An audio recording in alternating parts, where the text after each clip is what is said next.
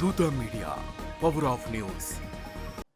నమస్తే, welcome to Dootha media. నేను పవన్. తెలంగాణ ముఖ్యమంత్రి రేవంత్ రెడ్డి నాయకత్వంలో కీలక భేటీ జరిగింది. సుమారు 5 గంటల పాటు సాగిన కేబినెట్ సమావేశం విజయవంతంగా ముగిసింది. ఈ సమావేశంలో రైతు భరోసా నిధుల అమలు, గోదావరి బనకచెర్ల జల ప్రాజెక్టుపై మంత్రివర్గ విస్తృత స్థాయి చర్చ జరిగింది. ఈ సందర్భంగా రాబోయే వారంలో కాంగ్రెస్ లెజిస్లేటివ్ పార్టీ సమావేశం నిర్వహించాలని కేబినెట్ తీర్మానించింది.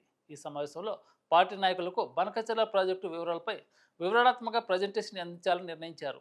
ఈ విషయాలను మంత్రి పొంగులేటి శ్రీనివాసరెడ్డి పత్రికా సమావేశంలో వెల్లడించారు. రైతు భరోసా నిధుల విడుదల పూర్తయిన సందర్భంగా జూన్ 25న సెక్రటేరియట్ వద్ద రైతు ఉత్సవాలు జరపాలని తీర్మానించినట్టు తెలిపారు. ఈ సమావేశంలో పలు ముఖ్య నిర్ణయాలు చేసినట్టు మంత్రి పొంగులేటి శ్రీనివాసరెడ్డి తెలిపారు. ఆంధ్రప్రదేశ్ ప్రభుత్వం ప్రతిపాదించిన గోదావరి బనకచెర్ల ప్రాజెక్టుపై చట్టబద్ధంగా న్యాయపరంగా పోరాడతామని వెల్లడించారు.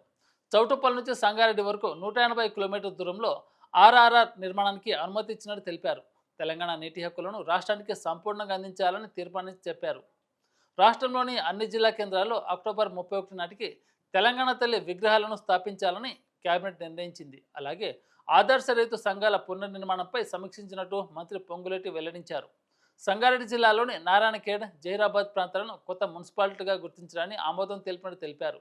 అంతేకాక క్రీడా విధానాన్ని కేబినెట్ ఆమోదించినట్టు పేర్కొన్నారు. గోదావరి నీటి వాటాలో ఒక్క చినుకు కూడా వృధా కాకుండా ఈ విషయంలో దృఢ సంకల్పంతో మంత్రివర్గం ముందుకు సాగుతుందని మంత్రి పొంగులేటి శ్రీనివాసరెడ్డి స్పష్టం చేశారు. హాయ్, నేను మీ RP Patnaik. Please subscribe to Dootha media. For more updates please subscribe Dootha media.